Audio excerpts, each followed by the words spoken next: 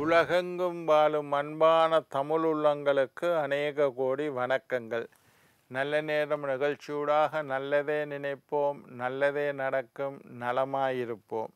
இன்றைய தினம் 6ஆம் திகதி 4ஆம் மாதம் 2025 ஞாயிற்றுக்கிழமை.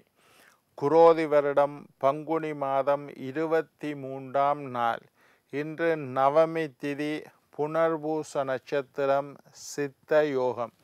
இன்றைய தினம் ராகு காலம் 4:38 மணி முதல் 6:08 மணி வரை.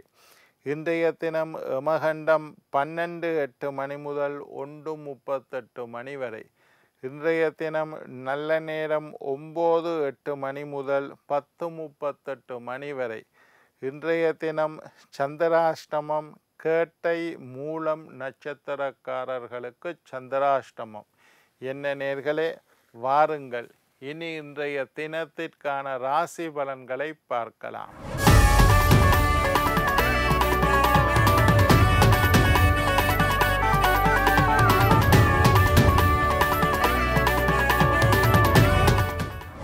மேஷம் வெற்றி, ரிஷபம் நலம், மிதுனம் புகழ், கடகம் உயர்வு, சிம்மம் முயற்சி, கன்னி லாபம், துலாம் நன்மை, விருச்சிகம் சுகம், தனுசு பரிசு, மகரம் சாந்தம், கும்பம் யோகம், மீனம் அமைதி.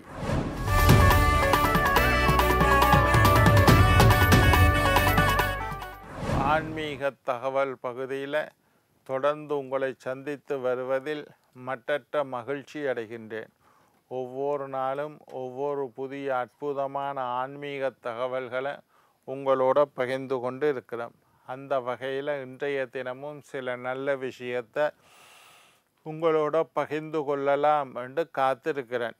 இன்றைக்கு என்னத்தை பற்றி பார்க்க போகிறோம்னா, சொப்பன பலம். அதாவது சொப்பனம் என்று சொன்னால் கனவு காணுற பலனை பற்றி இன்றைக்கு நாங்கள் பேச போகிறோம். கனவு என்பது உங்களுக்கு தெரியும். கனவு வராமல் தூங்க வேண்டும். நல்ல உறக்கம், நல்ல தூக்கம் என்றால் எந்த கனவும் வரக்கூடாது. கனவே இல்லாமல் தூங்குவது தான் அமைதியான நல்ல உறக்கம் என்று சொல்கிறது. ஆனாலும் நாங்கள் தூங்கிக்குள்ள பலவிதமான கனவுகள் எங்களுக்கு வாரது சகஜம்.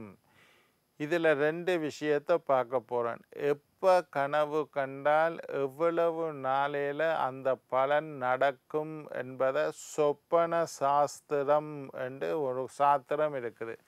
நிறைய சாஸ்திரங்கள் இருக்குது. விருட்ச சாஸ்திரம், அதில் மரங்களை பற்றி நிறைய விஷயங்கள் இருக்குது. அஸ்வ சாஸ்திரம், குதிரையை பற்றின விஷயம் இருக்குது. இந்த மாதிரி நிறைய சாஸ்திரங்கள் இருக்குது. அதில் சொப்பன சாஸ்திரம் என்றால் கனவை பற்றின பலவிதமான விஷயங்களை அதில் போட்டிருக்குது.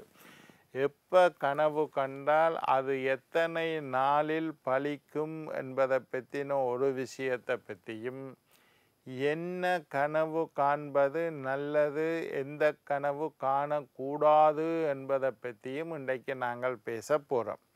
முதலாவது, ராத்திரியில் தான் அநேகமாக கனவு. சில பேர் பகல்லையும் தூங்குவினம், பகல் தூங்கக்குள்ளேயும் கனவு காணுவினம்.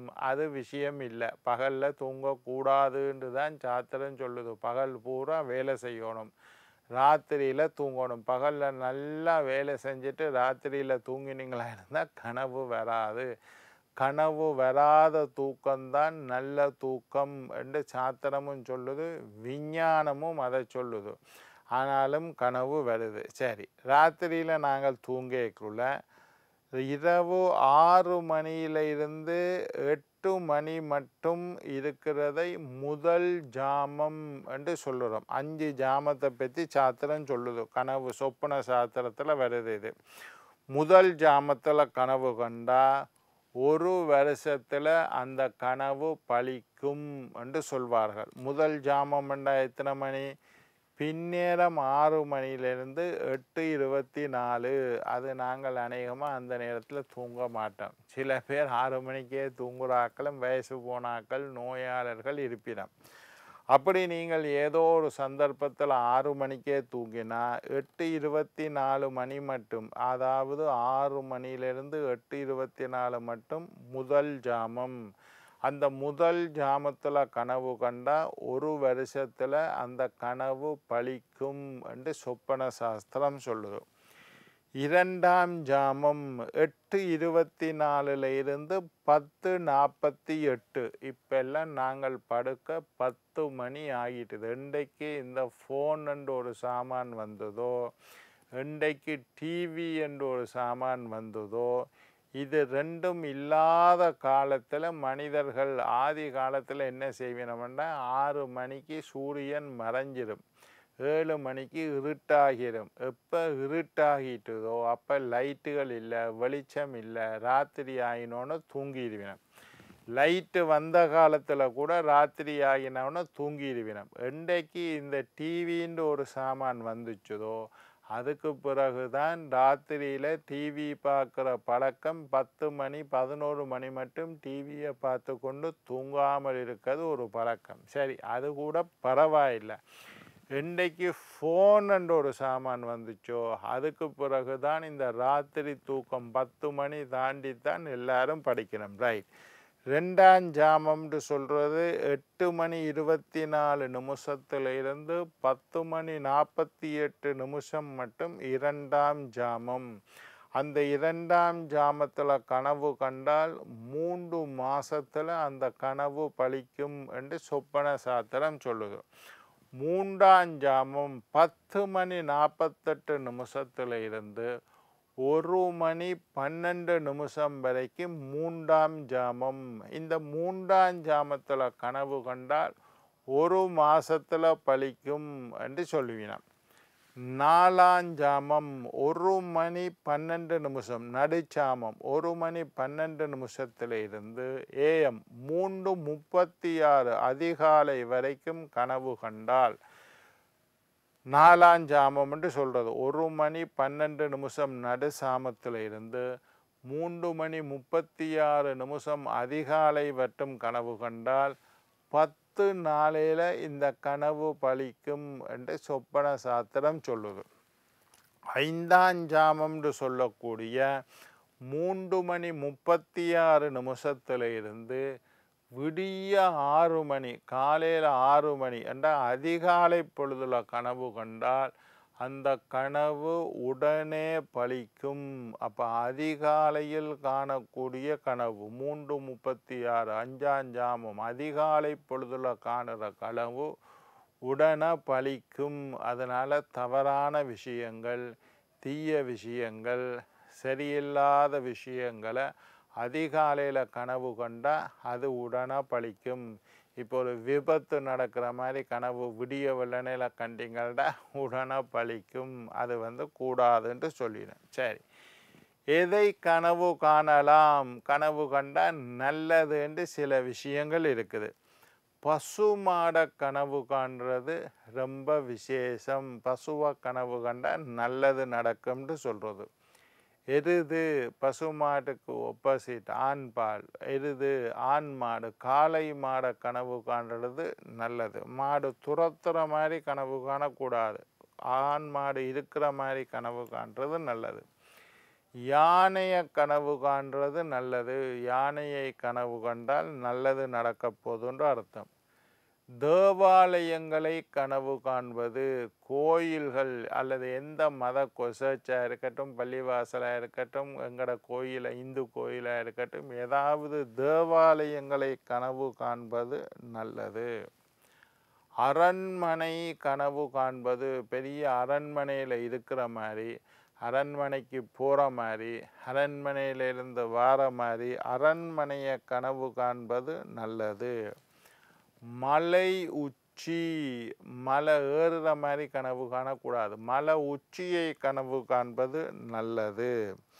அதே மாதிரி தயிர் அன்னம்னு சொல்லுது. தயிர் அன்னம்னா தயிர் சாதம், அதை கனவு காண்பது நல்லது. விருட்சத்தை கனவு காண்பது, ஏதாவது பெரிய ஆலமரத்தை அரச மரத்தை, வில்வ மரத்தை, இந்த மாதிரி பாலுள்ள பெரிய விருட்சத்தை கனவு காண்பது ரொம்ப விசேஷம். சாப்பிடுற மாதிரி கனவு, சில பேர் சாப்பிட்ற யோசனையிலேயே இருப்பினும் அவைகள் சாப்பிட்ற மாதிரி கனவு, நிறைய பேர் அப்படி கனவு காண்பேன், சாப்பிட்ற மாதிரி கனவு, அதுவும் நல்லது. சாப்பிட்ற புசித்தல், சாப்பிட்ற மாதிரி கனவு காண்றது நல்லது. வெள்ளை வஸ்திரம் உடுத்துவது போன்று கனவு காண்பது, வெள்ளை சாரி, வெள்ளை ஷர்ட்டு, வெள்ளை பஞ்சாபி சுடிதார், வெள்ளை நிறமான வஸ்திரம் உடுத்துவது போல் கனவு காண்பது நல்லது. ரத்தினங்கள், நவரத்தினம்னு சொல்கிற முத்து, பவளம், மாணிக்கம், இந்த மாதிரி சொல்லக்கூடிய ரத்தினங்கள் அணிகிறது போல அல்லது ரத்தினங்களை கனவு காண்பது நல்லது.